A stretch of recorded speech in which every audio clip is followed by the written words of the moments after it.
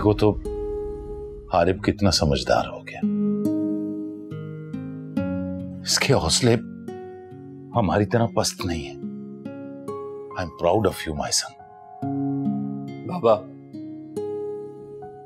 हारिब तो शुरू से ही समझदार और इंटेलिजेंट रहा है, और आपको मालूम है आजकल ये एक साइकेट्रिस्ट के पास जा रहा है और वो इसकी बहुत अच्छी से काउंसलिंग भी कर रहे हैं। क्यों हारिब?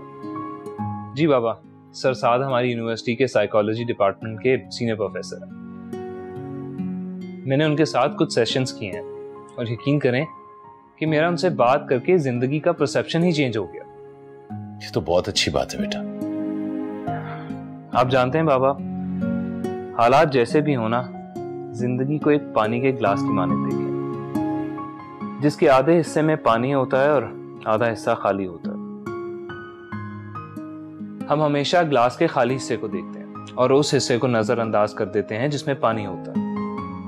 बहुत ही गहरी और दिल को छू लेने वाली बात है बेटा।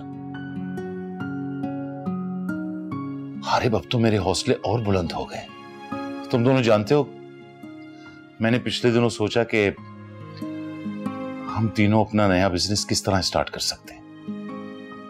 देखो, मेरे पास 20 साल का तजुर्बा है और 5-6 साल का तुम्हारे पास भी, और हारिब भी कितना इंटेलिजेंट और टैलेंटेड है।